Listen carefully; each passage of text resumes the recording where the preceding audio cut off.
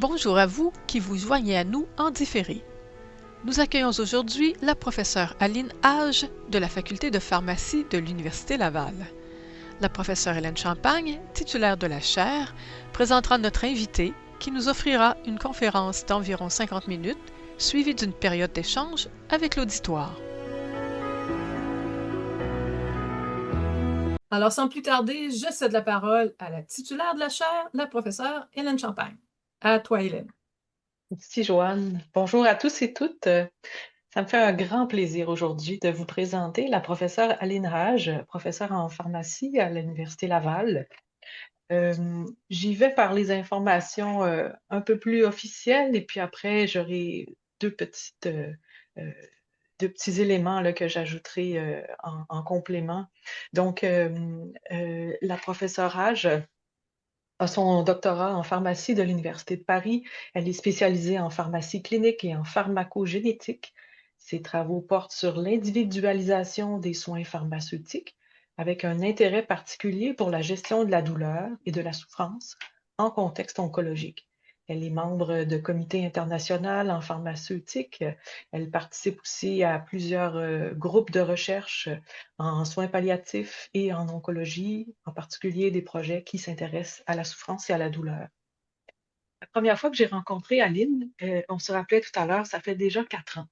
Je donnais ma première conférence à la chaire et à la fin de cette première conférence où j'étais un peu fébrile et bon, tout était neuf pour moi, Aline s'approche, se présente et vient me parler de son intérêt pour un projet commun, pharmacie et spiritualité. Je vous avoue que ma première réaction était l'étonnement, la surprise, beaucoup de prudence, mais qu'est-ce que ça peut bien être? En même temps, pour moi, c'est important que la chaire puisse être un espace de dialogue, de rencontre, d'interdisciplinarité. Je ne vous en dis pas plus. Je cède tout de suite la parole à Aline. Merci beaucoup, Hélène. Merci, Joanne, d'avoir aussi organisé le tout. Merci, professeur Champagne, pour l'invitation, puis pour m'avoir permis d'être parmi vous aujourd'hui. Donc, justement, c'est un moment très précieux pour moi, vraiment. Je vais partager ma présentation, puis je vais partir dans le même esprit de ce que tu discutais depuis une seconde. C'est que, effectivement, c'est très précieux ce qu'on a entre nous, puis entre peut-être moi et la chair, d'un point de vue humain, mais d'un point de vue aussi scientifique. Donc, c'est un peu très précieux. Et c'est justement ça ce que je souhaite aujourd'hui en discuter, puis en parler, puis de dire quelle est l'importance de pouvoir développer des projets intersectoriels, quelles sont les difficultés, quels sont les défis, puis quel est le gain qu'on peut avoir en fin de route, pour en fin de chemin, et de peut-être expliquer aussi, de partager ces moments qu'on a eus, ces moments de doute, ces moments de confiance, ces moments de dialogue, pour dire au final, qu'est-ce qui nous a amené à être aujourd'hui là, 4 ans plus tard, à avoir des projets communs, à avoir une vision unique. Et ça, c'est très précieux pour moi. Merci beaucoup de m'avoir donné cet espace pour en discuter. Donc, sans plus tarder, j'aimerais, donc aujourd'hui, je viens discuter de cette question de douleur, mais au-delà de la douleur, qu'est-ce qu'on pourrait faire pour des soins holistiques, précoces, intersectoriels? Quelle est notre démarche? Qu'est-ce qu'on pourrait faire? Et éventuellement, comment on peut aboutir à cet espace de soins holistiques, précoces et intersectoriels? Donc, comme je l'ai bien dit, j'ai envie aujourd'hui de raconter plutôt une histoire. C'est l'histoire qui nous a menés jusqu'au jour où je me retrouve aujourd'hui dans une conférence publique de la chaire, parmi vous, parmi des personnes qui s'intéresseraient plus peut-être à la spiritualité, un peu moins à la pharmacologie, mais pour vous dire que tout est lié, puis tout fait un sens quand on s'intéresse à la personne souffrante plutôt que donc à la dimension humaine de la souffrance, plutôt que la dimension purement physique, pharmacologique ou médicale. Donc, pourquoi cette histoire? Donc là, je vais commencer justement par ce que vous avez probablement vu dans l'annonce qui a été faite dans la conférence publique, pour vous dire que je ne viens pas aujourd'hui que parler que du scientifique, mais je viens aussi pour parler un peu de ce cheminement personnel et scientifique, parce que on s'est rendu compte, bon, moi je me suis rendu compte, mais éventuellement grâce à cette communication puis à ce dialogue avec Hélène et avec beaucoup d'autres chercheurs aussi, c'est que parfois la souffrance, donc on va en discuter dans cette conférence, mais elle ne se limite vraiment pas au corps. Elle traverse l'identité, elle traverse les rôles sociaux, des repères existentiels. J'imagine que quand je dis ces termes, ça vous donne beaucoup de repères à cette dimension spirituelle. C'est parce que c'est là où cette dimension va prendre tout son sens, qui va être ajoutée aux soins. Ça va pas être une composante comme annexe, mais c'est une composante qui est intrinsèque, essentielle à l'expérience humaine de la maladie, qu'on oublie souvent d'écouter, puis d'entendre, puis de voir. Et c'est là où toutes les questions de sens, de vulnérabilité, de dignité, de transcendance vont émaner naturellement, et qui va changer ma posture. Donc, j'avais une posture qui était présente puis ouverte comme pharmacienne et chercheuse, mais ça va être dans une autre posture. Donc, ce dialogue m'a permis d'avoir une posture un peu plus poussée vers l'humain, d'écoute, d'humilité, de présence, et que je peux toujours associer les composantes que je connais de mieux, qui sont les composantes pharmacologiques, puis, puis médicales et tout, et de les investir pour pouvoir avoir une approche différente, une vision différente des choses. Et que, à mon avis et à mon sens, la souffrance ne pourrait pas vraiment être apaisée que quand elle est reconnue dans toute sa profondeur, puis dans toutes ses variables, puis ses dimensions. Donc, l'histoire, comme Hélène l'a dit, date quand même de 4 ans. La première fois, c'était vraiment je dirais, un concours de circonstances qui ont fait que, par pur hasard, j'ai reçu un courriel des conférences de la chaire, parce qu'en pharmacologie, on ne reçoit pas nécessairement toutes les conférences ou toutes les annonces de conférences de la chaire. Mais à ce moment-là, moi, je m'intéressais de par, donc, il y a une collaboration que j'ai avec Thierry Collot de la Suisse, puis d'un étudiant qui est à la fois un intervenant en soins spirituels, puis pharmacien, Émile Abouchard. Donc, je m'intéressais un peu à voir qui, du côté de l'Université Laval, pourrait être intéressé à collaborer sur des thématiques qui pourraient donc regrouper à la fois pharmacologie puis spiritualité. Et c'est là où j'ai reçu, donc dans ma réflexion, peut-être par mes petits cheminements de courriel ou de clics à travers Internet, j'ai reçu finalement un courriel de la chaire qui dit que c'était la première conférence de la professeure Champagne comme titulaire de la chaire, qui était donc les pistes d'avenir pour la recherche sur la spiritualité en milieu de santé. Puis je me dis, pistes d'avenir, rien de mieux que de proposer de nouvelles pistes puis de nouvelles collaborations, même si ça peut, voilà, être un peu fou ce qu'on demande, mais je me dis, bon, je vais être à la conférence. Puis je reçus un courriel de Hélène, merci pour votre intérêt et tout. Et si vous êtes intéressé, on aimerait bien que vous soyez présent sur place. Et ce jour-là, je me dis, OK, j'ai rien à perdre. Au contraire, j'ai tout à gagner. Puis je me suis déplacée pour rencontrer Hélène en premier, mais aussi pour rencontrer tout un environnement, puis toute une équipe, tout un ensemble de personnes qui étaient présents, que ce soit en Zoom ou en personne. Et puis c'est là où vraiment il y a eu comme une discussion à la fin. On s'est dit, oui, qu'est-ce qu'on va faire? Puis c'est là où moi j'ai posé une question qui était en lien avec l'instrumentalisation peut-être des soins, des échelles pour mieux évaluer la douleur, puis évaluer la spiritualité, puis qu'est-ce qu'on pourrait faire, comment on peut mesurer ça, parce que d'un point de vue pharmacologique ou médical, on était vraiment ancré dans cette perspective de il faut tout coder, il faut tout capter, puis il faut avoir des outils de mesure.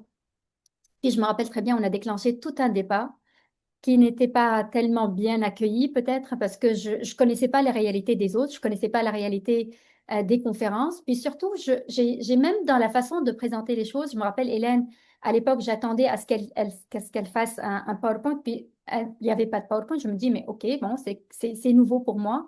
Puis elle a donné une conférence comme en discours. Je me dis, oh, c'est une belle façon de faire. Puis finalement, 4 ans plus tard, je me vois aujourd'hui. Oui, j'ai un PowerPoint, mais il y a beaucoup de récits que j'ai racontés, puis j'ai trouvé que ça, c'était cette différence qui était à la base est devenue tout à fait différente maintenant, et que finalement, c'est ces différences qui ont fait la richesse entre nous, grâce à cette communication, à un échange et à un dialogue parfait qui a été fait durant les 4 années. Donc, la maturité de ce que je présenterai aujourd'hui émane de ce dialogue, émane de ces échanges, de ces communications, de cette confiance, comme le dit toujours Hélène, et que au début, ce que je percevais comme complètement différent, puis je me disais, je ne sais pas si on peut travailler ensemble parce qu'on n'a pas du tout les mêmes perspectives, même dans la façon d'écrire et tout ça, on était différents. Donc, on s'est dit, OK, est-ce qu'on pourra travailler? Et c'est là où vous allez comprendre donc, que tout ce qu'on a fait a abouti parce qu'il y a eu beaucoup d'ouverture, puis on était très prêts à s'écouter. Donc, pour s'amuser, ce que j'ai essayé de faire, puisque le dialogue, moi, c'est un mot qui m'est très précieux, je me suis amusée juste à demander à ChatGPT, bon, définis-moi un dialogue.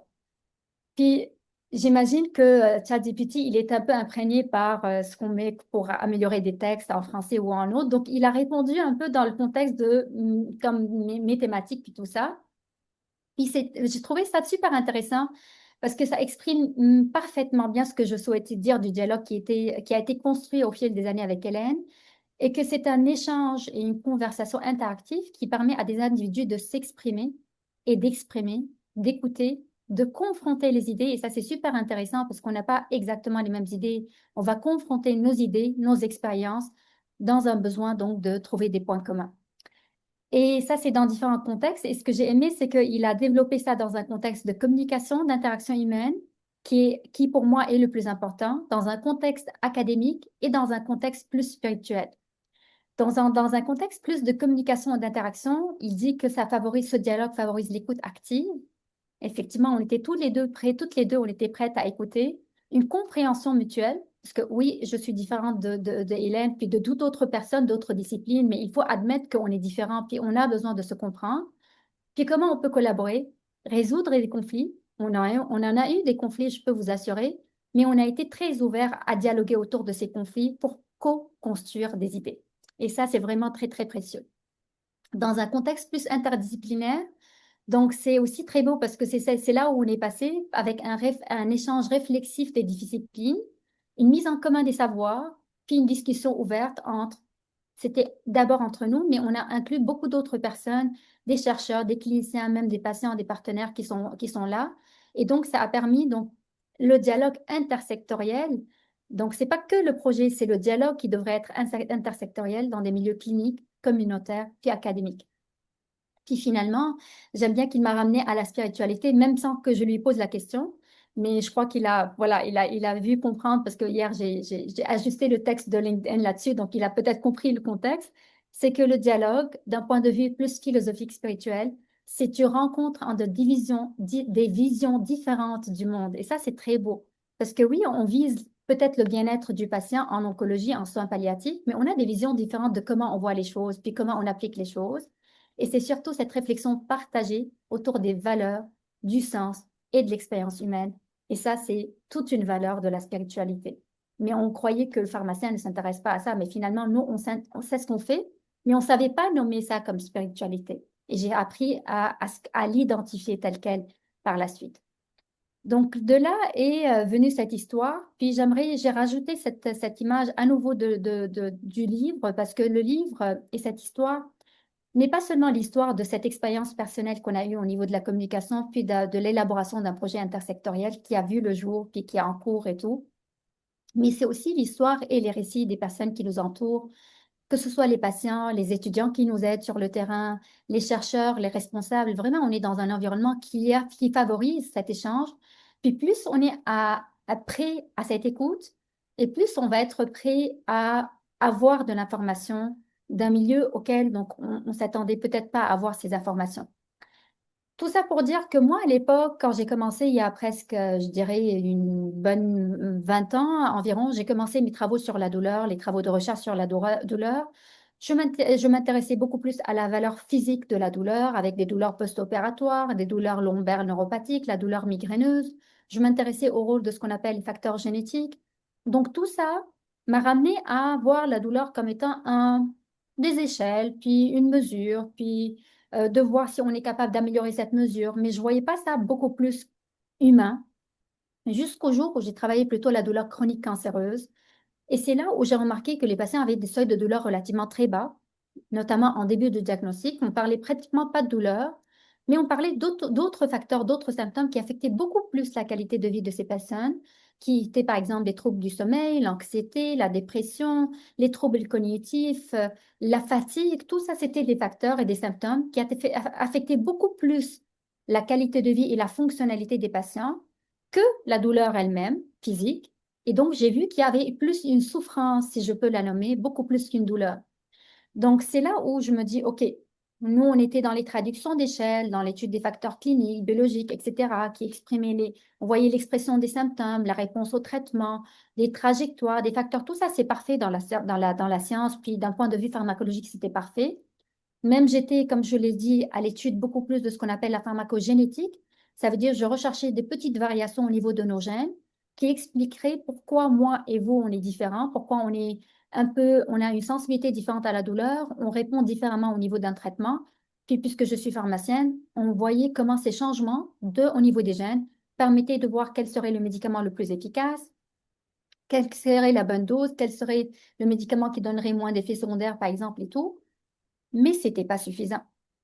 On était toujours dans l'instrument, puis je comprends maintenant la réaction qui a été faite il y a 4 ans quand j'ai parlé que d'instruments, parce que j'ai finalement compris qu'il ne fallait pas que instrumentaliser la douleur, il fallait partir au-delà.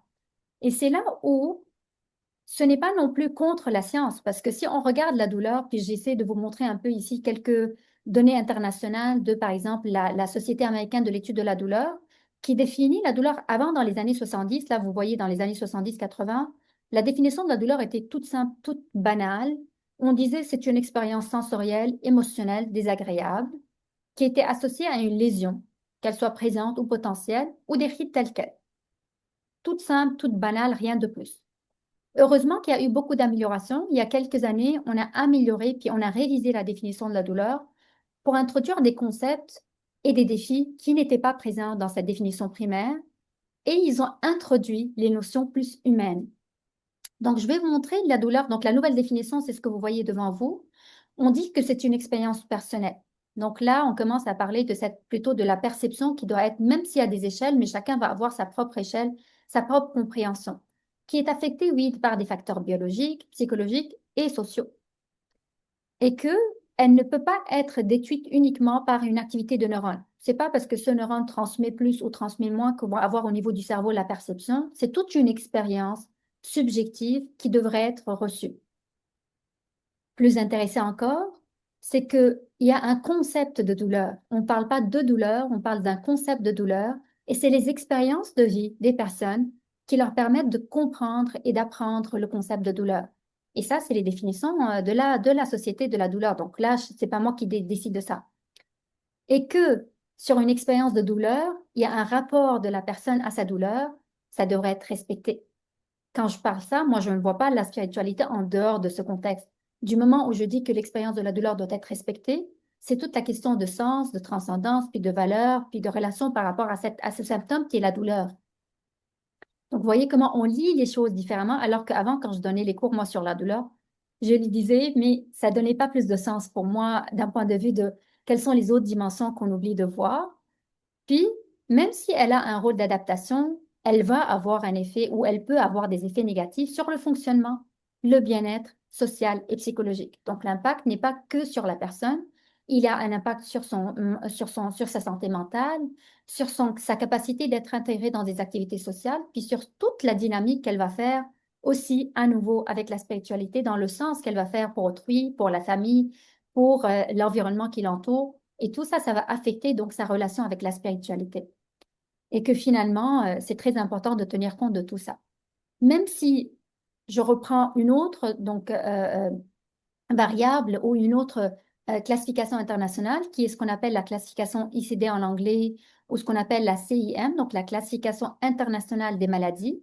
On est actuellement à la 11e révision. Donc là aussi, c'est super intéressant parce que la douleur chronique, maintenant, elle n'est pas non plus définie que par un critère de sévérité, qu'il y a absence de douleur, la douleur est légère, modérée et intense. Ce qu'on avait il y a très longtemps en pharmacologie, on disait on donne ce médicament pour une douleur légère, un peu plus pour une douleur modérée, intense. C'était ça, que ça. Même dans ce contexte, on a amélioré la définition. Puis regardez ce qu'on a inclus. On a inclus, bien sûr, la question de temporalité, si elle est persistante, intermittente, etc. Mais plus intéressant, on a rajouté à cette douleur physique la capacité dans la définition d'identifier si le patient développe une douleur associée ou pas à une présence de facteurs psychosociaux. Donc, il faut évaluer ces facteurs psychosociaux, le rapport avec ces valeurs psychosociales, puis de se dire est-ce que ça impacte ou pas. Puis, effectivement, est-ce que la douleur physique, avec l'impact sur la fonctionnalité, son rôle social, son rôle psychologique, est-ce que ça va entraîner chez le patient une détresse légère, modérée, sévère ou l'absence de détresse? Et donc là, vous voyez, on est parti d'un paradigme de douleur identifié par des échelles sur un côté, même si c'est subjectif ou semi-subjectif, à plutôt une vision plus globale, plus holistique, qui demande à voir le patient dans sa globalité, puis de voir l'impact sur une capacité, par exemple, de faire une détresse. Donc, c'est là où ça commence à changer. Même nous, en tant que pharmaciens, on commence à voir les choses différemment, puis on commence à voir un peu les choses d'une façon plus globale si on est capable d'avoir cette dimension plus globale. Puis finalement, il y a une interférence donc liée à la douleur, l'interférence sur la vie sociale, la vie familiale, la vie professionnelle, etc. Et de voir si cette douleur impacte notre vie de tous les jours. Donc moi, c'est une diapo que je reprends dans pratiquement beaucoup de mes diapositives ou de mes conférences. Donc j'en ai fait, je peux vous dire, une centaine de conférences sur la douleur à l'international, au niveau national, provincial et tout. Je parlais toujours de cette réflexion stratégique autour de la prise en charge de la douleur pour voir comment on peut intégrer. Puis il y a un an seulement, dans ma dernière conférence, je n'ai plus utilisé réflexion stratégique. J'ai remplacé le terme de réflexion stratégique par la réflexion humaine dans la prise en charge de la douleur.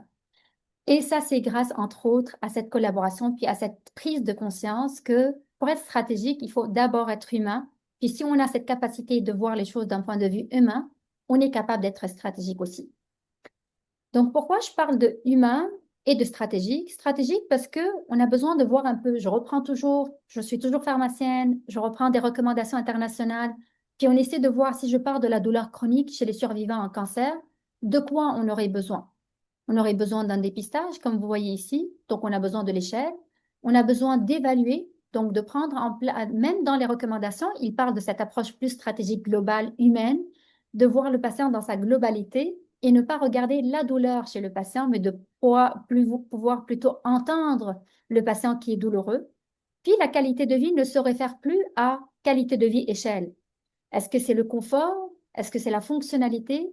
Est-ce que c'est un terme aussi, les capacités? C'est un terme qui est assez apprécié en sciences humaines puis en sciences religieuses et spirituelles. Donc, c'est les capacités de la personne. Est-ce qu'on est capable d'assurer une sécurité et de limiter les événements indésirables des médicaments? Donc, c'est tout un tout. Et qu'on est capable, donc pour la prise en charge, il faut vraiment avoir ces trois composantes en même temps. Mais est-ce que c'est facile d'implémenter tout ça? Je dirais sûrement non, parce qu'il y a des défis, mais j'aimerais aussi qu'on réfléchisse sur quel serait notre rôle pour surmonter ces défis. Le premier défi, c'est une évaluation inappropriée de la douleur. Malheureusement, comme je l'ai dit, souvent, ça se limite à une évaluation très subjective, très cotée, qui est que de la douleur physique essentiellement. Deuxièmement, même si on va proposer des traitements, ça reste des traitements pharmacologiques. On oublie qu'il y a d'autres dimensions qui permettent de traiter la douleur. Et même avec les approches pharmacologiques, il y a des variabilités de la réponse, qu'elles soient des variabilités au niveau de l'efficacité. Tous les traitements ne sont pas efficaces, malheureusement. Et pire que ça, il y a beaucoup d'effets secondaires qui sont associés. Si on parle des opioïdes, si on parle des gabapentinoïdes, donc tous ces médicaments très utilisés vont être associés à beaucoup d'effets secondaires qui vont impacter la qualité de vie des patients et leur fonctionnalité si ce n'est pas lié à la douleur. Et puis, souvent, ce qu'on oublie, c'est que à côté de la douleur, il y a beaucoup de comorbidités, il y a beaucoup de symptômes associés, et que si on n'a pas une évaluation et identification appropriée, je dirais qu'on échoue dans une prise en charge appropriée de la douleur. Donc, quel serait notre rôle? On devrait pouvoir implémenter une meilleure évaluation de la douleur. Quand je dis meilleure évaluation, ça veut dire toujours regarder la globalité quand on va essayer de mettre en place une stratégie pour la prise en charge. En tant que pharmacienne, du moins, il faut mettre en place des stratégies pour permettre une meilleure gestion des traitements, que ce soit par l'éducation, la sensibilisation, des approches pharmacogénétiques pour identifier les personnes qui répondraient mieux ou pas mieux à certains traitements. Donc, vraiment tout un ensemble d'approches qu'on fait en pharmacogénomique, en pharmacie clinique, etc. Et le rôle du pharmacien est essentiel là-dedans. Puis la question des symptômes associés, elle ne devrait absolument pas être faite par un membre de l'équipe. C'est toute une équipe multidisciplinaire qui devrait réfléchir.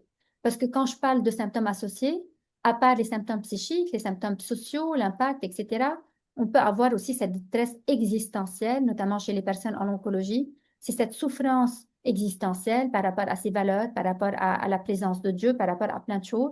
Et c'est là où on se dit, est-ce que la gestion des symptômes associés devrait être pharmacologiquement pure, cloisonnée? C'est là où l'erreur va se produire parce que c'est sûrement pas. Il faudra vraiment avoir une approche plus holistique, plus intersectorielle et savoir quels sont les besoins pour mieux les identifier et les traiter. Donc, comme j'ai dit, Dans mes projets dans la douleur, je me suis rendu compte que parfois j'évalue une douleur qui était pratiquement inexistante avec des seuils de douleur très bas, mais que les patients me parlent d'anxiété, de fatigue, d'atteinte cognitive, de perturbations de sommeil, d'une détresse, de troubles d'usage de substances. Et là, j'aimerais vous parler d'une anecdote. Moi, je me rappelle quand je passais les questionnaires à mes patients il y a presque 10 ans de ça, quand on a commencé les études sur la douleur, les médecins, ben, ils étaient rentrés chez les patients pour les solliciter à participer à l'étude, puis bien sûr, après la signature du consentement, ils leur disaient qu'il y a quelqu'un qui va discuter avec vous de la douleur puis d'autres symptômes. Puis les patients, quand je leur pose les questions ou je leur passe les échelles sur, par exemple, anxiété, troubles cognitifs et tout, ils s'arrêtent un moment, ils disent merci de s'intéresser à des symptômes dont personne ne nous pose la question là-dessus. Il n'y a personne. Ils nous posent toujours si on a mal, mais j'ai pas mal, mais je souffre. On entendait souvent ça, puis il disait, j'ai beaucoup d'autres souffrances. Il n'y a personne qui me... Et quand je parlais des troubles du sommeil ou des troubles cognitifs, il me disait, c'est pas grave, c'est normal dans l'oncologie, c'est normal quand vous avez un cancer. Non, c'est pas normal parce que c'est ça qui affecte ma vie. Je souffre et je veux pas qu'ils me disent que j'ai une douleur ou j'ai pas de douleur. Encore pire, il y a des mamans qui avaient perdu leur enfant avec un cancer, malheureusement, mais qui nous disaient aussi que j'étais agacée parce que l'équipe lui posait la question à mon fils s'il avait mal. Moi, je savais qu'il avait mal, je savais qu'il était souffrant, mais lui, comme il était jeune, il était dans la vingtaine, il ne souhaitait pas exprimer sa douleur. Puis elle leur disait à l'équipe soignante, mon fils est souffrant, il a de la douleur, puis il lui disait, tant qu'il l'exprime pas, il n'a pas de douleur. Donc là, il y a tout un ensemble d'éléments de réflexion qui nous poussent à se dire, d'abord, est-ce que la douleur est simplement douloureuse? Est-ce que c'est le bon terme à utiliser quand on parle d'une douleur en oncologie? Est-ce qu'il faudra plutôt utiliser le terme de douleur totale? Est-ce qu'il fallait plutôt parler de souffrance? Est-ce qu'on a toujours besoin de la quantifier, de l'externaliser, de la dire pour qu'elle soit présente pour la traiter? Ça, c'est vraiment tout un ensemble de questions où on se dit, on fait peut-être mal les choses parce qu'on ne les code pas correctement, on ne les nomme pas correctement, puis on ne les identifie pas correctement. Et qu'on suppose que si le patient ne les exprime pas, il ne les est pas. Et ça, c'est encore plus grave. Donc, c'est ça qui nous pousse un peu à, pour ceux qui le connaissent ou la connaissent, donc Cicely Saunders, qui est la fondatrice du mouvement des soins palliatifs modernes, qui avait dit que la douleur n'est pas limitée à une douleur physique, que c'est une expérience plutôt multidimensionnelle qui englobe plusieurs sphères de la personne qui est atteinte d'une maladie grave, comme le cancer, notamment si on parle de la maladie métastatique, et qu'il y a, au-delà de la dimension physique, il y a toute une dimension qui va être la dimension sociale, la dimension psychique et la dimension spirituelle aussi. Et tout ça, ça fait partie intégrante de la santé. C'est la santé physique, c'est la santé mentale, c'est la santé sociale, souvent qu'on met de côté, puis c'est la santé aussi qui est spirituelle. Et là aussi, on était dans une conférence, il y a une patiente qui parlait un peu de son parcours, puis de son expérience. Puis elle a parlé que comment l'impact par exemple, l'impact des soins, on l'a empêché en raison par exemple, de ses rendez-vous médicaux, etc. Elle n'a pas pu avoir un temps suffisant pour pouvoir avoir les activités sociales, puis ça a impacté au niveau professionnel. Donc, elle parlait de l'impact de sa maladie beaucoup plus sur sa vie sociale, sa capacité de participation, etc. Mais elle n'a pas du tout parlé de son physique. Elle parlait de la peur de récurrence, de la peur de l'inconnu, surtout au début de la période, dès le diagnostic, jusqu'au temps où on lui dit on va faire des tests, on va refaire des tests. Donc, tout ça, cette peur, cette terreur même, elle l'a nommé, qui fait qu'elle est en attente. Tout ça, c'est pas la physique, c'est pas le physique, mais c'est une souffrance.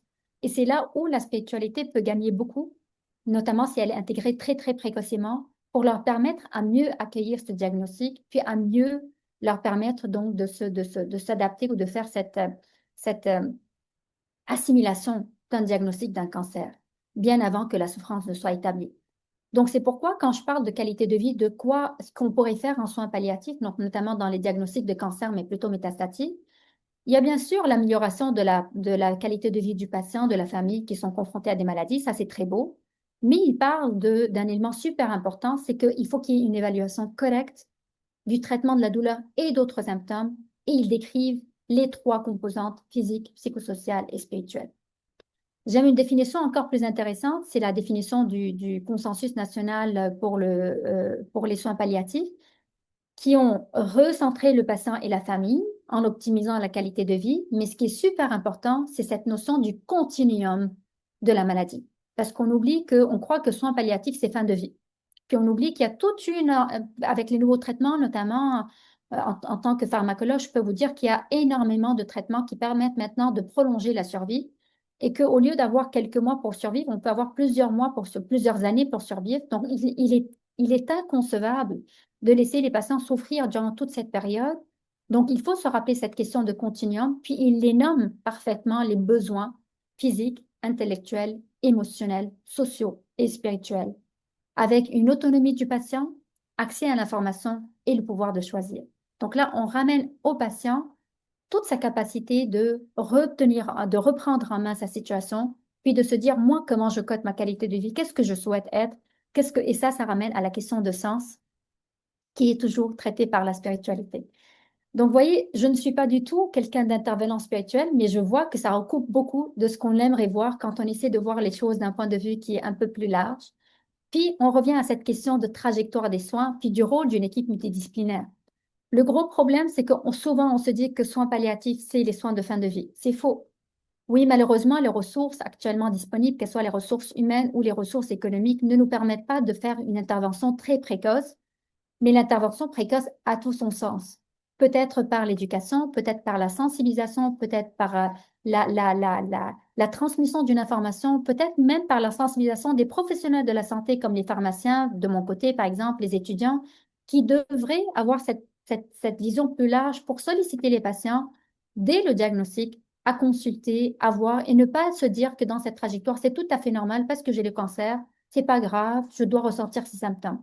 Non, la souffrance n'est pas acquise obligatoirement avec la trajectoire. Il se peut qu'on passe comme vous voyez ici, par des exacerbations, mais il y a des rémissions aussi, et que dans les rémissions, on devrait optimiser la fonctionnalité, les capacités, la qualité de vie de ces personnes et soutenir, donc nous, notre rôle en termes de personnes qui travaillent en soins palliatifs, de pouvoir intégrer des soins, quels que soient les soins, mais chacun dans sa discipline, d'intégrer des soins qui permettent de soutenir les patients à toutes les étapes de la maladie grave, pas seulement en fin de parcours. Donc, d'où l'importance de cette intégration précoce des soins.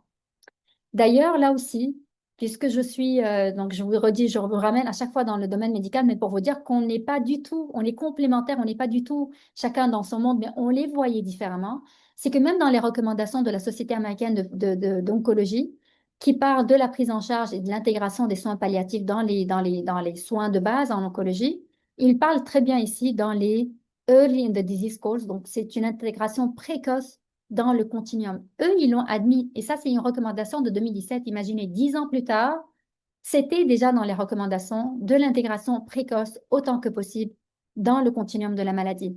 Et quand on dit intégration, on ne parle pas que de douleur. Vous voyez ici, quand on parle des symptômes, on parle du symptôme, détresse et le statut fonctionnel. La douleur en est un exemple. Mais c'est tout un ensemble. Et ça, c'est les recommandations internationales. Donc, ce que je disais comme conception est effectivement dans ces recommandations, mais qui tiendraient compte aussi des difficultés respiratoires, de la fatigue, des difficultés de sommeil, de la santé mentale, des nausées, des constipations, plein d'autres éléments qui nécessiteraient donc aux patients donc, de les traiter plus tôt, puis d'avoir ce support pour avoir une prise de décision plus tôt, puis d'assurer donc des personnes à qui référer. Donc, qui va être la personne la plus appropriée à qui on peut référer ce patient? Encore plus large que ça, je m'intéresse à vous montrer, parce que moi, je travaille au niveau de la Fédération internationale pharmaceutique comme responsable mondial de l'équité et diversité, puis on commence à avoir plutôt cette stratégie qui est plus globale des choses.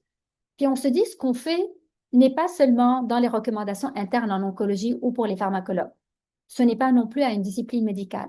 Si on essaie de voir un peu les choses plus larges, donc on essaie de voir les choses d'un point de vue de développement durable, même l'Organisation mondiale de la santé, elle avait dit que le bien-être et la bonne santé, c'est un des objectifs à atteindre au moins en 2030, en améliorant la santé mentale et le bien-être des populations. Mais on est conscient que dans un contexte oncologique, notamment en soins palliatifs, il y a plus de troubles psychiques qui sont associés à cette souffrance. Il y a des réactions psychologiques d'adaptation et que malheureusement, si on est chez des patients avec une vulnérabilité psychologique, il se peut que leur capacité d'adaptation soit dépassée parce qu'on a beaucoup de vulnérabilité. Donc, si on se rend compte de cette vulnérabilité, puis si on se rend compte de l'importance d'être à l'écoute de cette vulnérabilité, on peut être capable donc de mieux trouver des stratégies pour améliorer la capacité de vie, puis la qualité de vie aussi de ces patients. Donc, oui, c'est la qualité de vie qu'on parle ici, donc la santé et le bien-être, mais on oublie qu'il y a beaucoup d'autres éléments en lien avec le développement durable qui peuvent être améliorés. C'est que moi, si je suis à l'écoute, puis je suis capable de mettre en place des stratégies plus appropriées, plus adaptées aux groupes vulnérables, je réduirai les inégalités. Je réduirai les inégalités entre les sexes aussi, parce qu'on sait qu'il y a des variations parfois au niveau de la prise en charge entre les sexes. On pourra assurer une éducation de qualité, qu'elle soit une éducation grand public ou une éducation par du matériel éducatif, éducation à nos futurs collaborateurs, mais surtout futurs collègues de travail. On va assurer aussi le retour au travail des personnes qui souhaiteraient avoir un retour au travail. Ça veut dire qu'on participe aussi à la croissance économique. Et tout ça, on participe aussi à l'objectif numéro 17, au partenariat pour la réalisation de ces objectifs. Donc, vous voyez, on n'est pas du tout en dehors de tout le contexte, même à l'échelle internationale, on est dans le même positionnement. Puis finalement, comme je vous ai dit, je suis à la Fédération internationale pharmaceutique, donc qui est comme l'ordre des pharmaciens, mais à l'échelle internationale. Donc, le rôle du pharmacien clé dans la prise en charge et dans les stratégies, c'est que vu qu'on est les experts des médicaments, on est capable de travailler avec les autres, donc d'être ouvert aux autres pour assurer un soin centré sur la personne, assurer la sécurité du patient, puis d'avoir un impact et des résultats tangibles. Ne pas avoir seulement une échelle qu'on évalue, etc. Donc, vous voyez qu'on est parfaitement alignés tous, chacun dans un domaine, mais pour avoir au final, ce que je dirais, une vision différente des choses. C'est quoi cette différente vision, cette vision différente des choses? Cette vision différente, parce que moi, quand j'ai écrit la vision de mon laboratoire puis de mon équipe, j'ai dit que la vision que j'ai pour mon équipe de recherche, puis pour mes activités de recherche, c'est d'avoir une vision du monde où la guérison dépasse la simple gestion des symptômes et où la recherche, les soins et l'enseignement contribuent à restaurer la dignité grâce à des approches précoces, innovantes et empreintes de compassion. Donc pour moi, c'est des éléments super importants parce qu'on va se ressortir du cadre purement cadré, scientifique, très médical. On peut rajouter cette touche un peu de dignité par la spiritualité, par la compréhension donc de cette dimension vulnérable du patient, mais d'essayer autant que possible d'avoir une approche innovante, précoce et qui soit humaine autant que possible.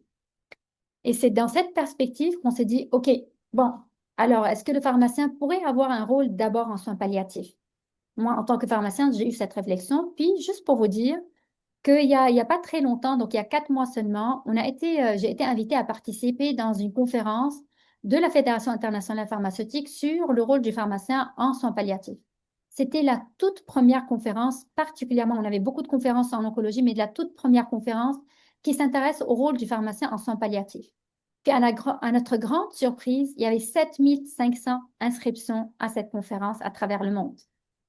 Pour nous, c'était vraiment une grande surprise. Puis, on a été obligé d'arrêter l'entrée des personnes sur Zoom à 3697, donc environ 3700 personnes, juste intéressées à savoir quel serait le rôle du pharmacien en soins palliatifs. Et ça, c'est, je vous dis, il y a 4 mois. Pour vous dire qu'il y a un intérêt grandissant au rôle du pharmacien en soins palliatifs, puis que, OK, on peut faire quelque chose, donc on a l'habilité, puis on a les compétences, puis qu'est-ce qu'on pourrait faire? À côté de ça, pour vous donner une autre expérience et anecdote, donc l'année passée, on a été au congrès du CAPO, donc qui est le congrès de la Société canadienne de psycho-oncologie. Puis, pour les 40e anniversaires, leur titre était Répondre à l'expérience humaine du cancer, donc Caring for the Soul, donc comment on peut avoir une approche qui est plus pour l'âme. Et on s'attendait à parler beaucoup de spiritualité, plein de choses. Finalement, il n'y avait pas grand-chose sur la spiritualité ou une prise en charge en spiritualité, très, très peu de choses. Puis, pire encore, je dirais pire, parce que lors de la conférence comme publique générale, donc du congrès, ils n'ont pas parlé du pharmacien. Puis j'ai pris la parole, moi je me suis permise à la fin de la conférence pour leur dire, vous avez très bien parlé de beaucoup de monde autour des soins palliatifs, mais je n'ai pas vu que vous avez parlé du pharmacien alors qu'il est au cœur de l'administration des traitements qui pourraient réduire tout ça. Puis par curiosité, on a voulu savoir qui sont les pharmaciens présents à la conférence. J'étais que moi et l'étudiant qui est au doctorat avec moi. On était les seuls pharmaciens de la conférence. Donc, entre ces deux réalités, entre une réalité où on se dit que les pharmaciens sont très intéressés et intéressés pour participer, entre une approche où on se dit ceux qui sont intéressés à l'évaluation de l'expérience humaine du cancer puis de l'âme, puis on voit pratiquement pas de personnes qui travaillent ni spiritualité ni soins pharmaceutiques, on se dit qu'est-ce qu'on pourrait faire? Et c'est là où je me dis, OK, c'est le développement scientifique que j'ai commencé à avoir avec Hélène, puis que j'étais contente de j'ai mis cette image pour vous dire qu'on a été chanceux de pouvoir réussir puis d'aboutir à ce qu'on voulait faire. Parce qu'effectivement, on a été à cette première conférence donc, de lien du 1er décembre 2022, où j'ai eu la chance, donc comme j'ai dit, moi je travaille avec Thierry Collot de la Suisse, du côté de la Suisse, puis on a notre étudiant au doctorat. Mais c'est là où on s'était dit, OK, est-ce qu'on pourrait faire quelque chose? On a commencé à travailler, on a commencé à réfléchir ensemble. Puis on a soumis un tout premier projet. On était super contents, puis super enthousiastes de présenter un premier projet qui, je me permets de le dire, c'était un tout petit projet pour un réseau interne, un financement de 10 000 dollars, peut-être 15 000, 5 000 ou 10 000 dollars, vraiment un tout petit financement, mais on était tellement enthousiastes que l'idée de pouvoir collaborer va aboutir à quelque chose. Et la grande surprise, c'était que notre premier projet commun, a été voué à l'échec. Échec parce qu'on n'a pas été retenu. Pire que tout ça, on a été classé dernier dans les évaluations.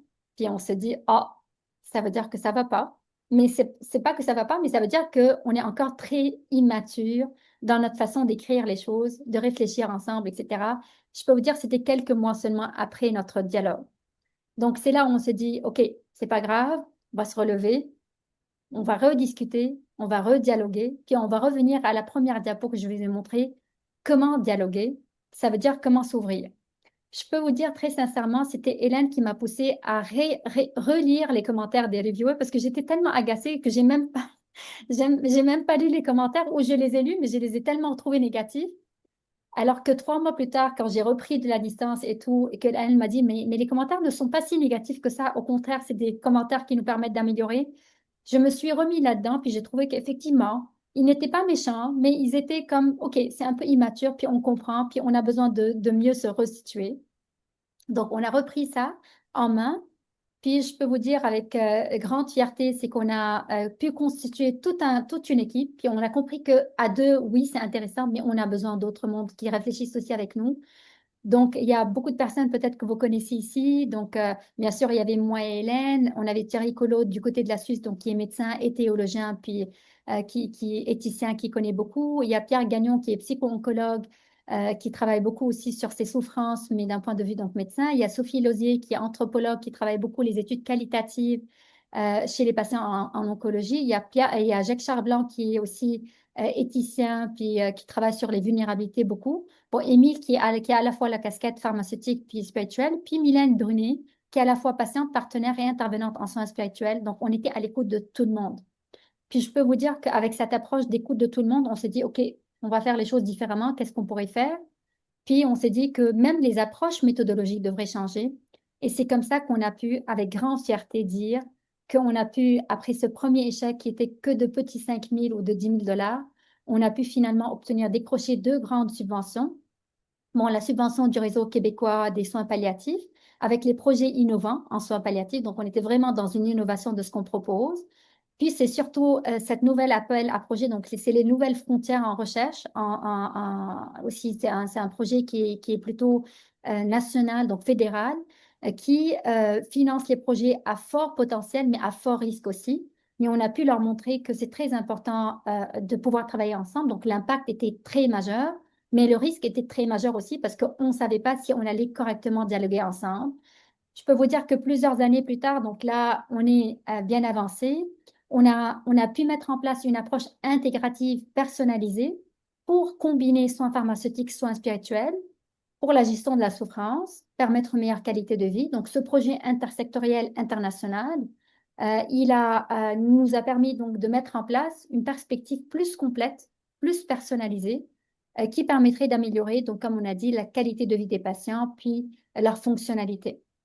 Donc, on a pu grouper à la fois chacun dans ses disciplines, mais on a pu grouper quels sont les points forts de la pharmacologie, de la pharmacocinétique, la pharmacie clinique, la pharmacogénomique, de la combiner avec cette approche aussi, les dimensions très fortes de la spiritualité, de la théologie pratique et des intervenants en soins spirituels pour assurer cette certaine, si je me permets de dire, croissance post-traumatique, donc le trauma étant le diagnostic d'un cancer métastatique, d'améliorer la santé, de la capacitation de la vie, puis de pousser le patient à mieux se développer dans un environnement ou dans une trajectoire de soins qui était vouée, entre guillemets, à une trajectoire qui était plutôt triste, néfaste, mais de lui permettre donc de croître, puis de permettre de trouver de l'espoir, puis de mieux vivre cette trajectoire jusqu'au long.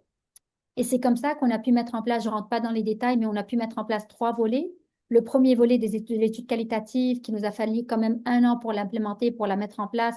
Donc là, on est dans les inclusions. Les résultats primaires et préliminaires nous donnent beaucoup de notions intéressantes sur comment le patient, c'est quoi la souffrance qui est ouverte par les patients. Puis face à cette souffrance, à qui ils s'adressent, chez qui ils se retournent pour l'évaluation, qu'est-ce qu'ils font, etc. Donc, c'est vraiment très important pour pouvoir mettre en place une approche pharmaceutique spirituelle de mieux comprendre les besoins des patients.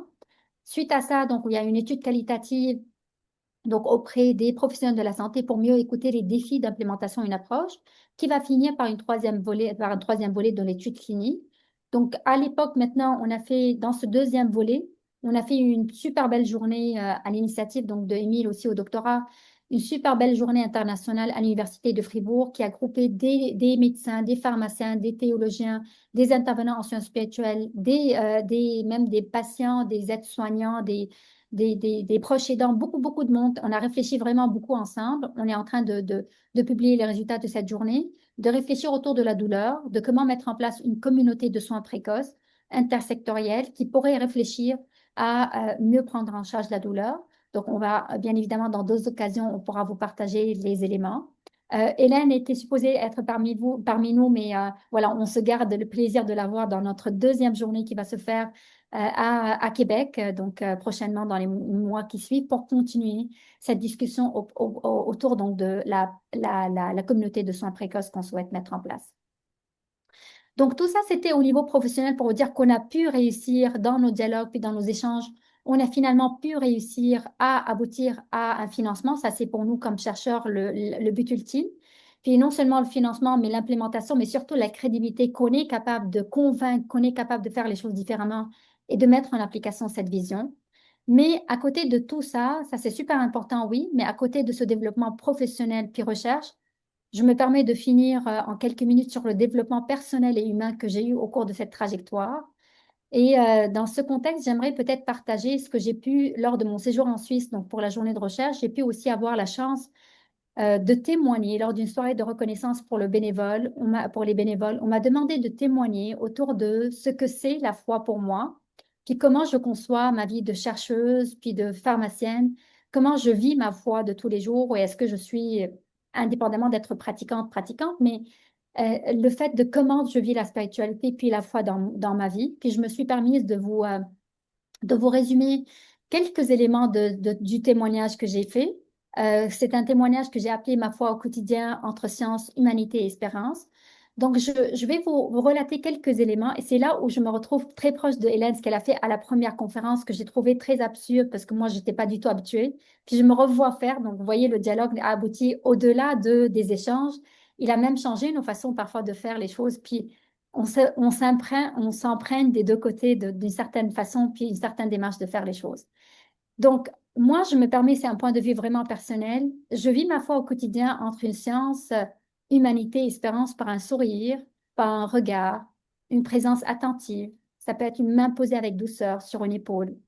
Dans le temps qu'on prend pour écouter, ça peut être un silence respectueux, un espace sécurisé, qu'on le crée pour que la parole puisse se dire.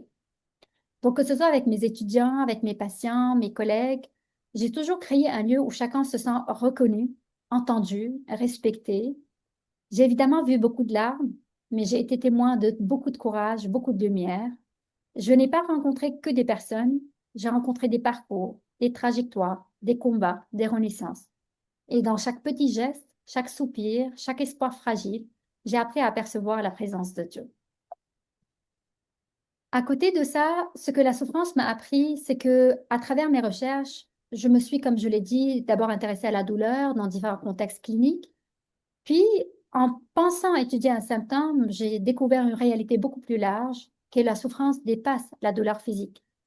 Oui, physiquement, j'ai rencontré des personnes dont les nerfs étaient atteints, puis qui présentaient des décharges, des fourmillements qui rendent les mouvements pénibles.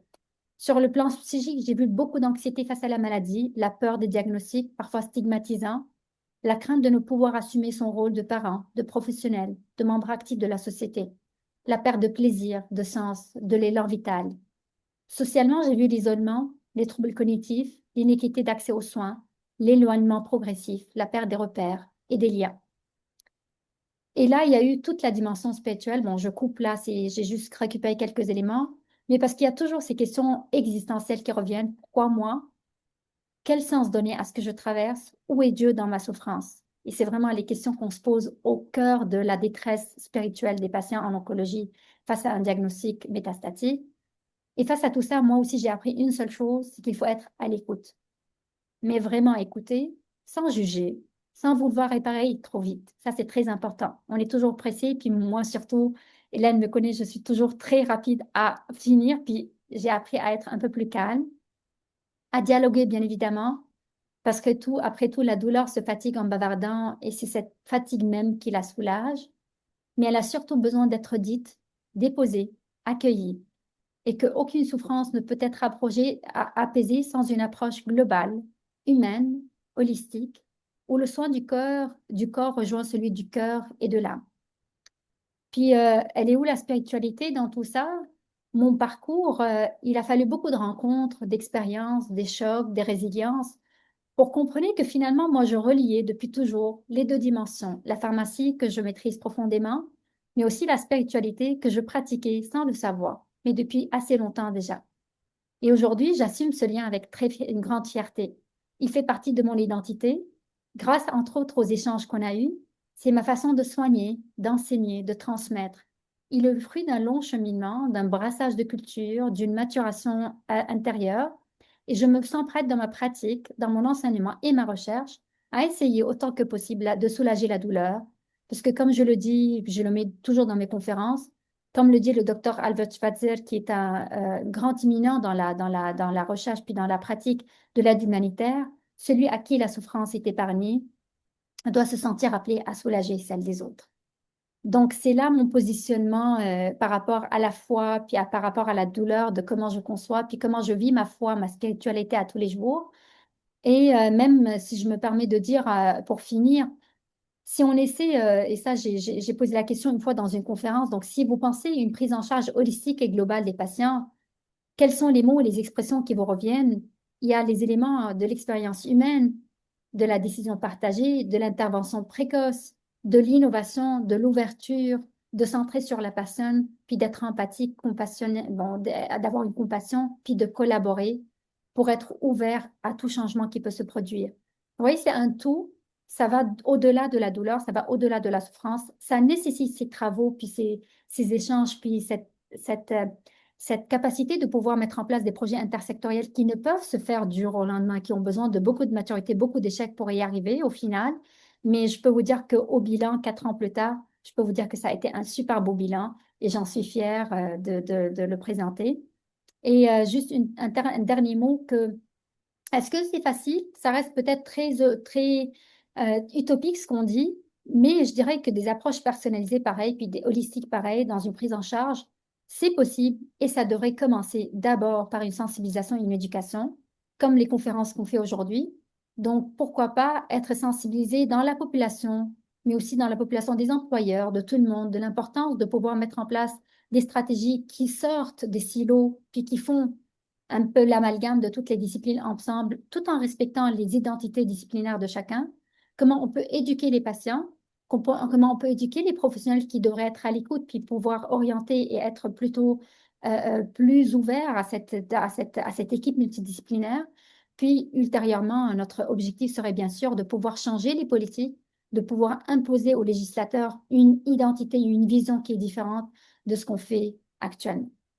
Voilà, au final, je clôturerai peut-être sur la phrase de Mylène, qui est notre partenaire aussi, et qui rejoint parfaitement ce que j'ai dit tout au long de cette conférence, c'est que nous avons besoin de dialoguer davantage entre nous pour mieux comprendre la complexité de cette expérience. qui est la douleur totale. Voilà, sur ce, je vous remercie pour votre attention.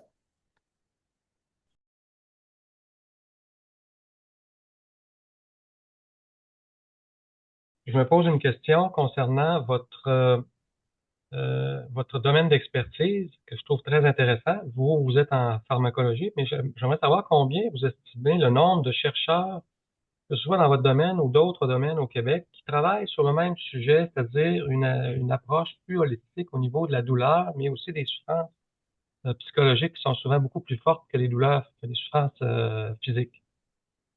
Merci beaucoup, merci pour votre commentaire, puis merci pour votre question. Je peux vous garantir que très peu.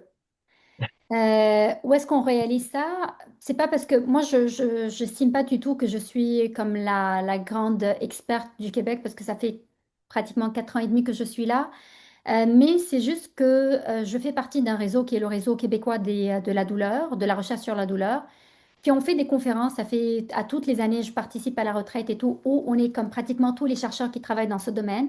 Il y a beaucoup de recherches sur le fondamental, il y a beaucoup de recherches en clinique, mais très rarement, il y a eu sur les 4 années, il y a une personne qui a prononcé une seule fois le mot spiritualité dans sa conférence. Et c'est tout.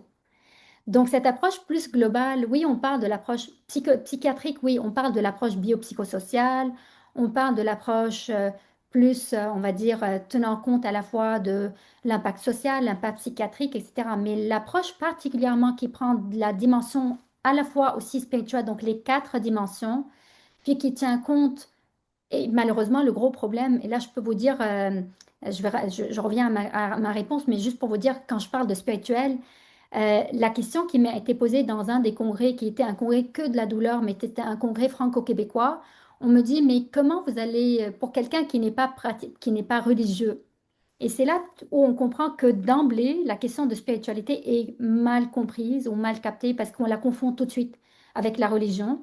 Et c'est d'emblée, moi, quand c'est un groupe qui ne connaît pas vraiment, je précise ça dans mes présentations ici, je n'oserais même pas le préciser, mais normalement, dans les conférences où c'est plus des scientifiques, je précise que, même je donne une diapo entière pour préciser que spiritualité n'a rien à voir avec religion, rien à voir, entre guillemets, je veux dire, c'est pas confondant, c'est pas mutuel et que je peux être spirituel sans être particulièrement religieux. Et ça, c'est important parce que souvent, ils écartent la possibilité de prendre en charge la spiritualité parce qu'on se veut plus laïque. Et c'est faux. Donc, dans la recherche au Québec, je peux vous dire qu'il y a très peu qui s'intéressent à la dimension spirituelle. Il y en a qui s'intéressent à l'approche biopsychosociale, mais l'approche holistique telle qu'elle est vue, moi, je ne la vois pas beaucoup. Et c'est ce qui fait, je crois, qu'on a été, entre autres, recrutés puis acceptés dans des projets intersectoriels, moi et Hélène, parce que même au niveau des vice-rectorats qui étudient les dossiers, ils nous ont dit, là, on voit un projet intersectoriel. C'est que c'est 2 dimensions et 2 disciplines complètement différentes qui n'ont pas du tout l'habitude de dialoguer ensemble. Moi, faculté des sciences religieuses, oui, mais ça ne me disait pas plus que ça au niveau de la recherche. Puis qu'on a pu mettre en place un projet qui respecte nos 2 identités, mais qui est complètement différent au niveau de nos approches puis de nos façons de faire. Donc voilà, on a besoin de sensibiliser puis de pousser davantage à avoir des projets pareils. Ben, il y a une question dans le chat, je me permets peut-être de répondre, Oui, Joanne. d'accord, vas-y, Aline. Et la place de diagnostiquer et évaluer la douleur de la souffrance spirituelle du patient, ça, je trouve que c'est un élément super pertinent à évaluer. Bien évidemment, les personnes intervenantes en soins spirituels pourraient mieux répondre que moi. Mais moi, je dirais que effectivement, quand on évalue la douleur, quand j'ai dit qu'un des défis pour nous, c'est une bonne évaluation de la douleur, donc ça veut dire pour moi une bonne évaluation des 4 dimensions de la douleur ou de la souffrance, dans le sens qu'il faut évaluer l'impact à la fois de la douleur physique, de la douleur psychique, de la douleur sociale, et donc d'évaluer l'impact, etc., etc. Et cetera.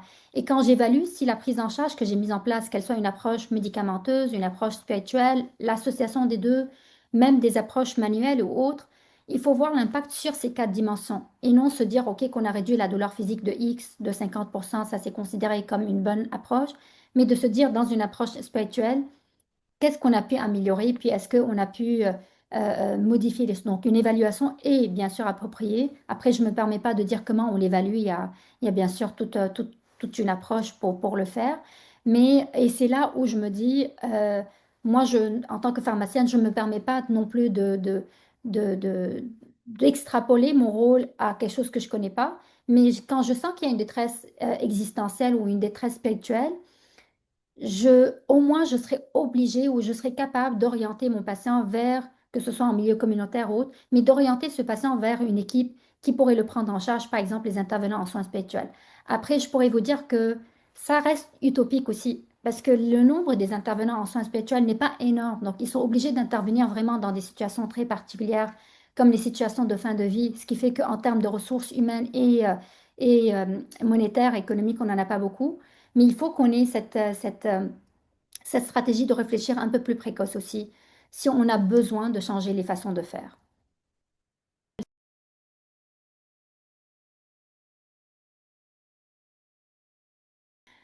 À ça, c'est pas moi qui devrais répondre, parce que je laisserai peut-être la possibilité de Hélène, à Hélène de répondre.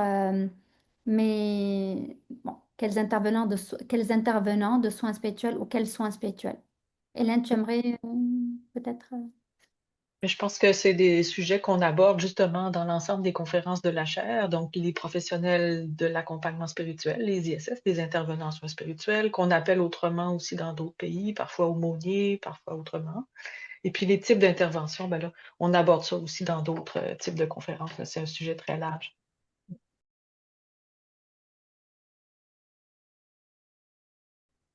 Oui, parfait. Merci beaucoup. Merci pour votre intervention. Alors, pour commencer par la première question du profil de la personne, c'est effectivement ce que nous ne souhaitons pas avoir en intersectorialité. On n'identifie jamais toutes ces approches en une seule personne. C'est le fait de mieux travailler ensemble, puis de savoir quand orienter à qui, puis qui la personne qui va être ou quelles sont les approches qui nous permettrait de mettre en place donc plusieurs interventions de plusieurs personnes. Mais l'avantage, au lieu que toi, comme souffrant, tu vas partir chez moi comme pharmacienne, je vais te donner ton traitement, puis je m'en fous de ce que tu penses au niveau de ton côté spirituel, ou tu pars chez quelqu'un en soins spirituels, il va écouter ta détresse spirituelle, mais il ne sait pas ce que tu fais au niveau des traitements. C'est là l'erreur. L'erreur, non, on ne veut pas qu'il y ait une personne qui est capable de faire tout ça. C'est faux parce que sinon, chacun, il va comme empiéter sur l'identité de l'autre. On a besoin que chacun dans son identité soit présent, mais qu'on soit capable de travailler ensemble, en équipe, en dialoguant, en intervenant, en échangeant puis en ayant quand même une communication très claire. Donc, toi, tu n'as pas besoin de revenir à Hélène pour discuter. C'est moi qui devrais rentrer en contact avec Hélène dans le cadre d'une équipe et une prise en charge pluridisciplinaire pour t'aider à accomplir tout ça. Est-ce que c'est facile? Non, mais on essaie autant que possible de mettre en place comme une démarche pour pouvoir se dire, OK, d'emblée, par exemple, on va se dire quels sont les éléments clés dans une trajectoire où on devrait avoir une intervention de tout le monde. Et c'est un cas qui va être discuté ou en groupe, donc en groupe de professionnels, qui devraient identifier quels sont les éléments clés ou les besoins clés de la personne en termes de souffrance pour commencer là-dessus, mais savoir à qui les orienter. Et nous, en tant que professionnels ouverts, on devrait avoir, donc savoir le cadrer. Donc, c'est sûrement pas le profil d'une personne, je dirais c'est le profil d'une équipe intersectorielle. Ça, c'est premièrement. L'écoute, elle est super importante et c'est ce qu'on manque souvent dans notre pratique, par manque de temps, par surplus de travail, par manque de ressources. On a discuté tous ces éléments, mais souvent on oublie d'écouter la bonne souffrance. On oublie de savoir c'est quoi, d'identifier cette souffrance. Si j'ai besoin d'identifier ces besoins, j'ai besoin d'être à l'écoute, non seulement pour écouter puis ne rien faire. L'écoute, pour moi, c'est une écoute active dans le sens de pouvoir bien identifier ses besoins pour pouvoir bien orienter en fonction de la priorité. Si je trouve qu'il a une détresse existentielle qui va au-delà de sa douleur physique, je ne vais pas commencer avec des traitements, je l'envoie d'abord chez un intervenant en soins spirituels. Donc l'écoute active, ça va dans le sens où d'identifier les priorités, puis de réorienter vers la personne qui va l'aider en premier d'abord. De pouvoir de pouvoir c'est ce qui fait que dans notre projet de recherche le premier volet c'est sur on écoute les besoins non satisfaits. Bon, juste pour vous dire que dans les trajectoires, si vous lisez les rapports des soins palliatifs, la plupart des patients, bon, c'est l'extrême, bien sûr, de l'aide médicale à mourir, je ne vais pas rentrer dans le débat, mais juste pour vous dire que quand vous lisez le rapport, les personnes qui ont demandé l'aide médicale à mourir sont des personnes souffrantes en oncologie qui n'ont pas été écoutées. Ils disent que nos souffrances n'ont pas été convenablement. Il y a ce qu'on appelle unmet needs. Il y a des besoins non comblés. Donc, c'est parce qu'entre autres, on ne les écoute pas non plus. Mais l'écoute n'est pas l'écoute pour leur laisser la parole, mais en intervenant en soins spirituels aussi, je sais que l'écoute fait partie de la capacité d'extérioriser ce qu'ils ont à dire, puis de trouver ce jardin, on va dire, libre pour s'exprimer. Mais aussi, c'est de pouvoir prendre une action suite à cette écoute active dans le sens d'orienter en fonction des priorités de souffrance vers l'équipe ou la personne de soins la plus appropriée. Oui, bonjour. Alors, grand merci pour la présentation que j'ai trouvée très intéressante. Puis, je travaille depuis 7 ans maintenant dans une équipe de deuxième ligne qui vient en aide dans les situations gériatriques complexes. Donc, je suis pour le CEVQ, là, le Centre d'excellence sur le vieillissement de Québec. Puis, on vient dans des cas de des gens qui ont des troubles neurocognitifs puis que ça entraîne des symptômes, hein, qu'on va appeler entre nous les SCPD, mais des comportements réactifs, tout ça. Puis, il y a tellement de moments dans votre présentation où je faisais des liens absolument directs, tu sais, entre ce que vit notre clientèle, puis des diapos que vous présentiez, tu sais, sur cette sous-évaluation, compréhension, comment on évalue la douleur, tu sais, chez une personne. Puis quand vous avez dit la phrase, je l'ai écrite, s'il ne le dit pas, c'est qu'il n'en a pas, tu sais. Puis on attend ça, même des gens qui ont des atteintes cognitives. Tu sais, vous avez parlé d'un enfant, mais même des gens qui ont des atteintes, on attend qu'ils nous disent, alors qu'on sait très bien que pour un paquet d'autres choses, ils ne pourront pas eux-mêmes nous dire. Puis vous venez de finir aussi en parlant de toute cette compréhension des besoins, tu sais, sous-jacents, puis au passage, ben, je salue votre courage parce qu'on dirait qu'on n'ose pas tellement dans le réseau de la santé, c'est vrai, parler de spiritualité, même si même nous, en ergothérapie, dans nos modèles fondamentaux, il y a la spiritualité au centre, mais qu'on n'exploite jamais, même dans les cours, il y a un malaise. Mais la question que je voulais vous adresser à la fin, puis vous venez pas mal d'y répondre en fait à travers les autres, mais tiens, je vous la redirige avec cet angle-là, c'est que nous, on se retrouve souvent avec des équipes à essayer de bâtir un plan d'intervention auprès d'une personne. Donc, déjà en partant de faire reconnaître sa douleur, c'est déjà un enjeu, mais comme vous le disiez tantôt, et pas que, là, tu sais, parce que tous ces symptômes qui développent, c'est aussi ce que vous appelez la souffrance, tu sais. C'est là que je voulais vous lancer parce que je vous entendais parler de douleur, puis des fois, vous utilisez le mot souffrance, puis j'étais en train de me dire, Noémie, est-ce que c'est pas ce mot-là, des fois, qu'il faudrait utiliser avec les équipes, comme si on dirait la douleur réfère au corps? Mais la souffrance appelle plus à l'âme, à l'être, à une fracture, tu sais, entre une façon qui était d'être, puis on aurait voulu poursuivre dans cette façon, mais par plein de choses, nos systèmes, nos organisations. En tout cas, il y a comme une brisure, il y a une cassure là, puis il y a une souffrance. Puis chez nous, ben, aller de part et d'autre, hein, aller chez les résidents, puis chez les intervenants qui les soignent, qui sont tout aussi souffrants des fois, de ne pas savoir comment intervenir. Fait que je la ramène tout petite, ma question, mais des fois, ça peut mais est-ce que vous pensez aussi que des fois, d'utiliser le mot souffrance plutôt que douleur, tu sais, d'une fois qu'on a parlé, mais est-ce que cette personne-là est souffrante? C'est quoi les souffrances en présence? Tu sais, puis des fois aussi, pouvoir dire, ben, est-ce qu'il y a des souffrances d'équipe qui interfèrent? Est-ce qu'il y a des souffrances de... Ah, fait que je vous repasse la parole. C'est douleur, souffrance, qu'est-ce que vous Parfait. pouvez me dire? Merci beaucoup vraiment pour vos gentils mots, pour votre intervention. Donc là, je vais répondre à votre question, mais j'aimerais juste revenir sur deux petits éléments que vous avez discutés. Effectivement, le fait de ne pas en parler, donc là, vous parlez aussi de la question de troubles cognitifs. On la voit beaucoup, puis on s'attend à ce que la personne, puisqu'elle est physiquement normale, on s'attend à ce qu'elle n'exprime pas de douleur ou que on la voit pas, cette douleur. Donc, on s'attend à un ordre d'idée, bon, il n'est pas malade, il l'exprime pas, puis on le voit pas, etc. Puis même, il y a des personnes par stigmatisation qui ont peur. Dans certaines cultures, on n'en parle pas parce que je suis homme, je veux pas parler de douleur. Donc, il y a tout un ensemble d'éléments qui font qu'on n'extériorise pas la douleur, qu'on passe à côté parce qu'on considère qu'elle n'a pas été exprimée, puis on n'a pas à l'évaluer.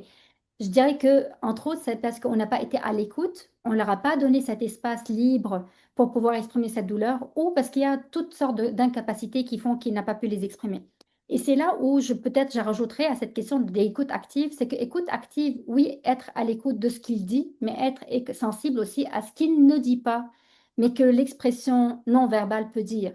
Ça aussi, j'ai oublié de le dire dans la présentation, mais c'est très important. On voit des personnes souffrantes sans qu'ils le disent, mais on le voit. On n'a pas besoin de l'extérioriser. Donc là, c'est le côté humain qui me permettrait de voir ça, et c'est l'approche holistique qui me permettrait de le détecter. Donc c'est super important de le signaler. Deuxième élément, en lien avec la souffrance et la douleur, vous avez parfaitement raison. Souvent, moi, j'utilisais que le terme douleur il y a très longtemps. Puis on se disait, est-ce qu'on parle de douleur complète? Est-ce qu'on parle de douleur totale? Est-ce qu'on parle de douleur? Qu'est-ce qu'on devrait dire? Puis à un moment donné, oui, il y a la définition de Cecily Sanders pour la douleur totale qui a au moins regroupé les 4 dimensions.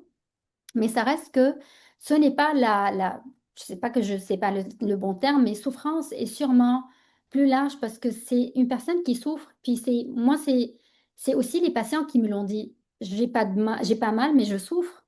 Donc, la souffrance, d'un point de vue, bon, après, il y a des éthiciens puis des théologiens qui peuvent vous en parler davantage de la dimension souffrante versus la dimension de douleur, mais c'est sûrement une variable qui prend en compte beaucoup plus la dimension humaine puis la dimension plus existentielle de cette douleur. Et peut-être le fait de le nommer, et c'est ce qui fait sur ma dernière diapo, vous avez remarqué, j'ai mis que la sensibilisation et l'éducation passent pour tout le monde. Ça passe aussi pour les professionnels parce qu'on a souvent, on croit que les professionnels, parce qu'ils connaissent mieux la douleur puis la quantification, qu'ils sont capables de mieux la quantifier. Mais on est tellement pris par des activités puis par surtout le fait de faire les choses, donc les tâches comme pour finir ce qu'on a à faire parce qu'on est submergé puis tout ça, puis qu'on oublie qu'il y a le fait juste de changer notre façon de faire les choses, puis de voir différemment un peu une approche plus globale, plus holistique, plus humaine des soins fera toute la différence parce que le patient, il peut avoir une résolution de sa souffrance juste parce qu'il a été entendu, puisqu'elle a été. Moi, le fait juste de passer les échelles, il y a des personnes qui m'ont dit, au moins, il y a quelqu'un qui reconnaît. Merci, parce que tu reconnais que ça existe, parce que mes patients, mes médecins, je pose la question à mon médecin, il me dit, c'est habituel, c'est ta ménopause induite par le cancer. Je me dis, non, non, non, c'est pas ma ménopause. Je souffre de quelque chose, j'ai besoin de le savoir. Donc, le fait de le nommer, puis de savoir, confirmer à la personne que oui, cette souffrance existe, que je suis capable, bon, peut-être moi, vous allez me trouver un peu utopique, mais je me dis, si je suis capable d'appliquer 5% de ce que je dis et que je puisse le transmettre au moins à mes étudiants ou aux personnes qui font les soins, on pourra progressivement changer les choses. Mais est-ce que ça va être facilement implémenté? Non. Est-ce que je suis intimidée? Pas du tout. L'expérience primaire, c'était avec Hélène lors de la première conférence. J'ai parlé de quantification, puis tout ça, ça a créé un débat. Je peux vous dire, c'était pas tellement bien reçu parce que, mais je comprends maintenant pourquoi. Avant, je me disais, mais c'est quoi cette réaction qu'ils ont faite? Parce que nous, en domaine médical, on quantifie. Qu'est-ce que vous voulez qu'on fasse? Puis j'ai compris que finalement, c'est qu'ils avaient peut-être mal compris que quantifier pour moi, c'est pas rendre moins humain les soins, mais c'est ça. Finalement, je comprends mieux parce qu'après 4 ans, je vois mieux. Je ne dirais plus la même intervention que j'ai faite il y a 4 ans, mais ça a été, je trouve que c'était quand même le point d'ouverture. C'était le débat qui a fait le meilleur. Je dirais, c'était la meilleure rhétorique que j'ai faite peut-être de ma vie parce que ça a tellement fait de conflits et c'est là l'avantage, c'est qu'on n'a pas besoin que tout le monde soit d'accord avec nous. Mais de créer un petit doute pour que les personnes commencent à réfléchir différemment, ça, c'est en soi gagnant. Donc, voilà. Mais merci beaucoup. En tout cas, pour moi, ça m'aide à réfléchir. Puis, je vais vraiment l'essayer à ma prochaine réunion d'équipe. On dit, est-ce que la personne a de la douleur selon vous? Très souvent, assez rapidement, on se fait dire non, on pense pas. Je vais rajouter, est-ce que vous pensez qu'elle est souffrante? Souffrante. Je suis Oui. certaine qu'à ce moment-là, beaucoup plus Ah, de gens vont dire, ah oui, ça oui, par exemple. Je pense qu'elle est oui. souffrante. Puis peut-être qu'on pourra ouvrir enfin à ces autres dimensions-là, tu sais, que vous parlez. Fait que merci. Bah, Moi, je ça vais nous ferait plaisir de savoir ce qui va se passer, mais je peux vous confirmer, ne soyez pas choqués si vous allez avoir des réactions inappropriées la première fois.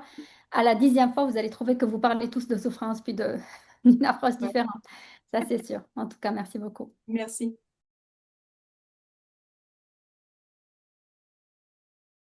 Je voulais justement dire merci beaucoup à Aline pour la présentation.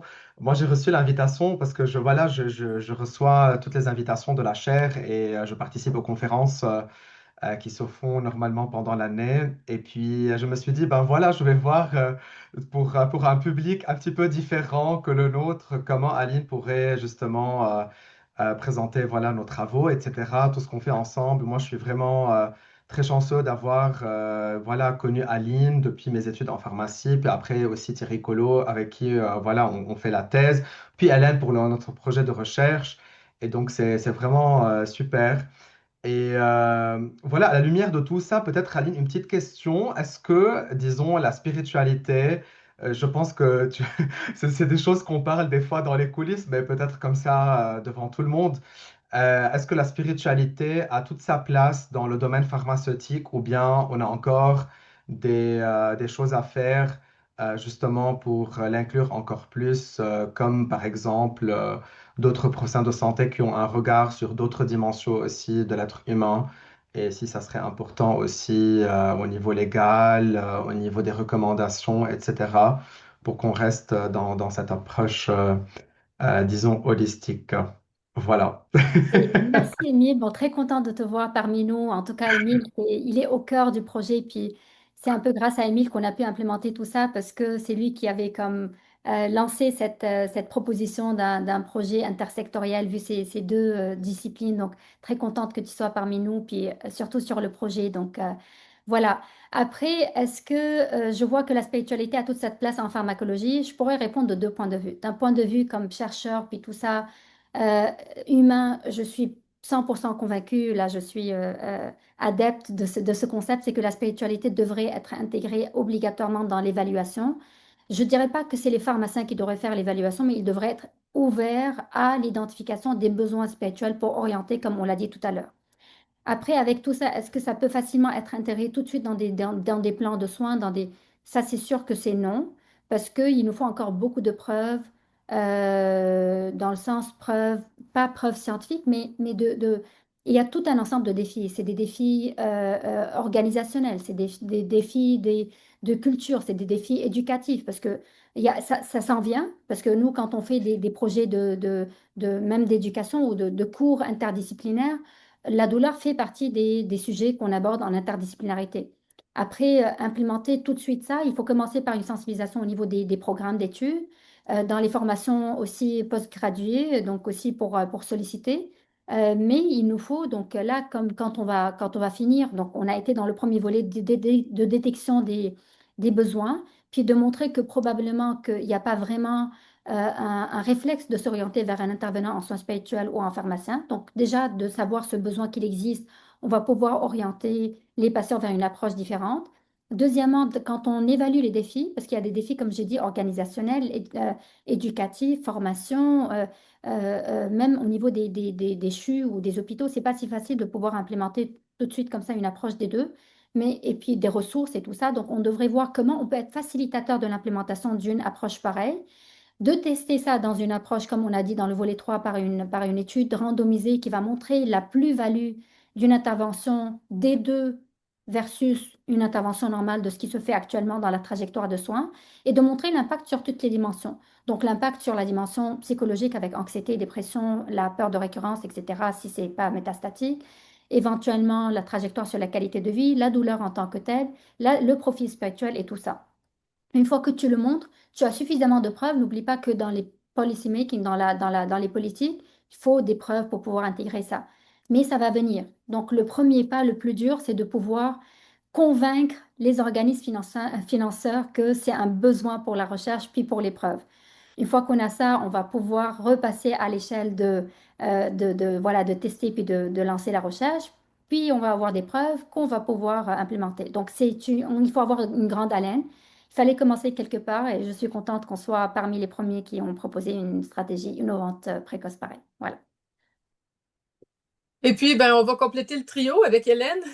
À toi, la parole.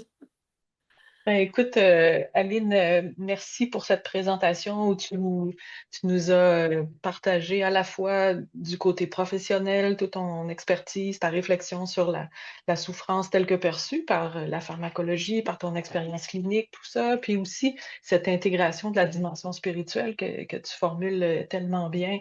J'ai le goût de me permettre ce petit ajout de la complexité. Je ne sais pas si les gens qui nous entendent s'aperçoivent de la complexité de ce dialogue très riche que tu as mis en valeur et qui reste tellement important. Puis la solution, il n'y a pas de solution, il n'y a pas de...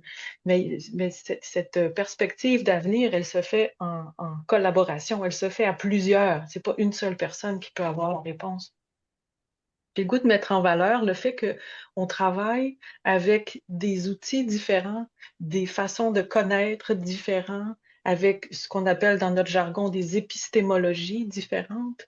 Alors, tu mentionnais tout à l'heure, tu travailles avec des chiffres, avec des statistiques, avec ce qu'on appelle dans le milieu de la santé des données probantes, avec des expérimentations à l'aveugle, avec des variables qui doivent être mesurées, précises, répétables. Et nous, on travaille avec des interprétations, du vocabulaire, du flou, du mou, du qualitatif, hein? Puis combien de fois on a eu à travailler pour trouver des lieux de jonction où est-ce qu'on ne peut pas se passer du quantitatif, puis on peut pas se passer de l'interprétation.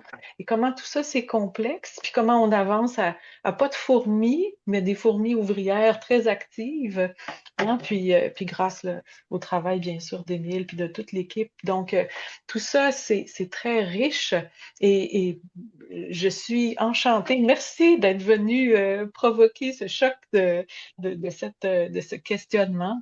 Merci de cette ouverture, d'ouvrir cette question si importante de la douleur, de l'ouvrir à la souffrance. En même temps, on est tout à fait conscient que de l'ouvrir à la souffrance, ben, c'est de l'ouvrir à toute une complexité, puisque la souffrance, elle est subjective. Puis comment on réagit de façon interpersonnelle à ce mot-là. Ben, si je peux projeter ma souffrance sur l'autre, je peux percevoir une souffrance que l'autre interprète autrement. La complexité ne fait que se décupler, là. Mais en Absolument. même temps, ça ouvre des pistes, ça ouvre des portes. Donc, Oui. Et si je me permets de rajouter juste pour clôturer avec une petite anecdote qui est aussi sympathique, c'est que la première fois où on s'est envoyé un document, moi et Hélène, pour moi, nous, en sciences médicales, on envoie le document, puis on met ce qu'on appelle le suivi des modifications, puis on bascule le document vers un autre document parce que, voilà, on change comme on veut.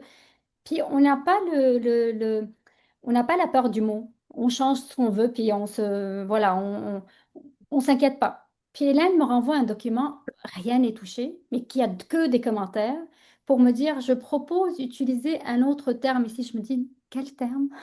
J'ai même pas pensé à utiliser ce terme pour moi. Puis elle m'explique durant une page et demie, elle m'explique pourquoi ce terme aurait dû être déplacé haut. Puis j'ai appelé à Hélène, je dis, Hélène, moi je réfléchis pas au mot. Moi je réfléchis à l'idée.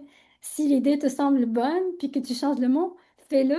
Mais c'était vraiment, bah, c'est pour rigoler, mais c'était vraiment pour vous dire combien on est différents au niveau de nos approches, puis au niveau de nos façons de faire. Puis même avec cette différence, on a pu aboutir à une vision commune, une façon commune de faire les choses.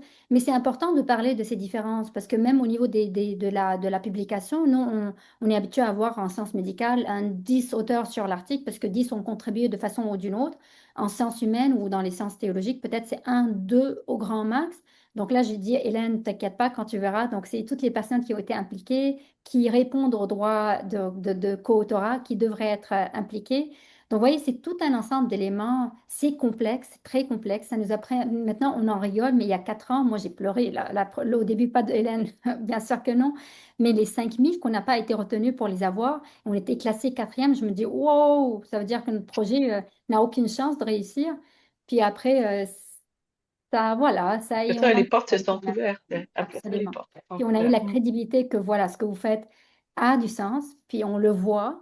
Puis parfois, il faut vraiment pas se... Parce que c'était peut-être nos niches qui ne voyaient pas la valeur ajoutée, mais c'était les personnes qui n'avaient aucun rapport avec ce qu'on pouvait faire dans notre environnement. Donc là aussi, c'est oser partir au-delà d'un propre environnement très clos pour se démarquer aussi. Donc ça, c'est très différent. Donc voilà. Merci beaucoup. En tout cas, ça a été un plaisir aussi d'être parmi vous aujourd'hui, puis de partager tout ça.